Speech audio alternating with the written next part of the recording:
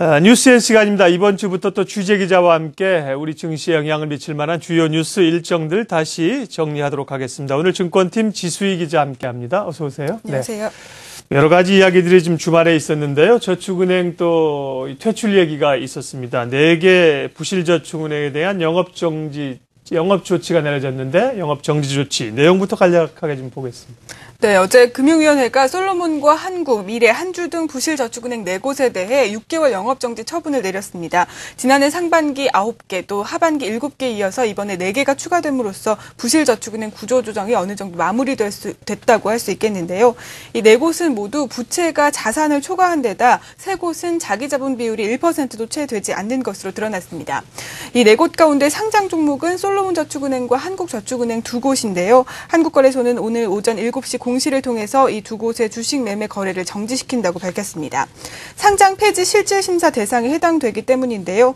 투자자들의 피해가 불가피할 것으로 보입니다. 실제로 지난해 제일저축은행도 거래 정지 후에 상장 폐지됐는데요. 어제 발표를 앞두고 지난주 저축은행의 주가는 이틀 연속 폭락하는 등 조정을 받기도 했습니다. 네. 그 가운데 또 한 저축은행의 대표는 돈을 들고 튀다가 또 말도 안 되는 이야기들이 참 벌어지고 있죠. 정말 도덕적 해이에 극치들에 달하는 일들이 벌어지면서 투자자들이 얼마나 참 분통을 터뜨리고 있는지 모르겠습니다. 영업정지된 저축은행들 이외에도 또 다른 저축은행들이 있을 텐데요. 파급 효과가 좀 부담스럽습니다. 어떤 영향을 줄까요?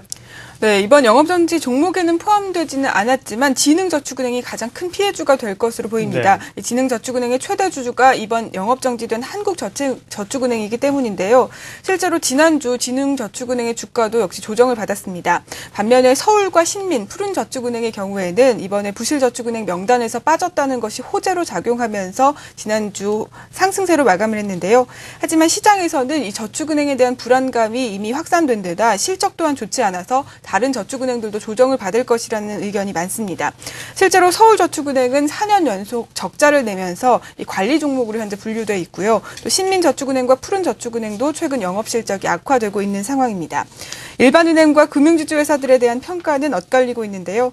앞으로 예금보험공사가 예금자 보호를 위한 가지급금 지급을 위해서 일반 은행으로부터 돈을 빌리게 되는데 차입금리가 일반 대기업 대출보다 낮아서 순이자 마진율이 낮아질 수 있다는 평가가 있는가 하면 과거 학습 효과 때문에 일반 금융지주회사나 은행권에서는 큰 영향이 없을 것이라는 의견도 있습니다.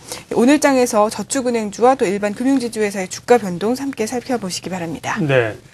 영업 정지된 4개 저축은행 가운데 솔로몬, 한국 2개 저축은행은 상장돼 있는 기업이기 때문에 오늘부터 매매거래 정지가 이루어지고요.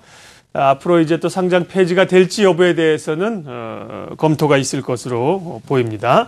다른 얘기로 좀 돌아가도록 하겠습니다. 지난주에 그 삼성전자가 갤럭시 S3를 공개했는데요.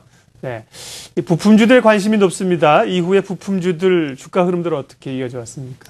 네, 삼성전자 갤럭시 S3 공개를 앞두고 증권가에서는 관련 부품주에 대해서 관심을 가져보라라는 조언들이 많이 나왔었는데요.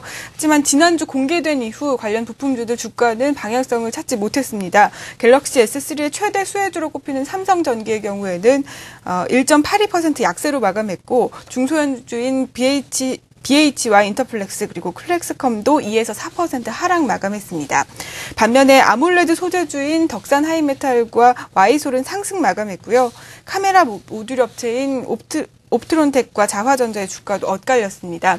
하지만 삼성전자가 갤럭시 S3 정보를 시장에 최대한 공개하지 않으려는 노력이 있었기 때문에 공개된 이후에 수혜주들은 더 긍정적인 평가를 받을 수 있다는 의견이 많은데요. 이들 업체들의 올해 영업이익률 증가율도 이 2자릿수가 될 것이라는 전망이 많습니다. 오늘 시장에서 이 관련주의 주가 변동 살펴보시기 바랍니다. 네. 자, 마지막으로 이번 주 증시와 관련된 주요 일정 좀 정리해 주세요. 네, 오늘 백화점 업계의 외국인 대상 그랜드세일 실적이 발표됩니다. 그리고 내일은 중소기업 전용 주식시장인 코넥스 설립 방안을 주제로 한국거래소에서 공청회가 열리고요.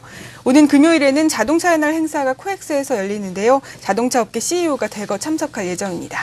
예, 그리고 10일 목요일이죠. 옵션 만기일과 금융통화위원회가 열리는 또 주간이기도 합니다. 증권팀 지수희 기자와 함께 증시 뉴스들 정리해봤습니다. 잘 들었습니다. 고맙습니다.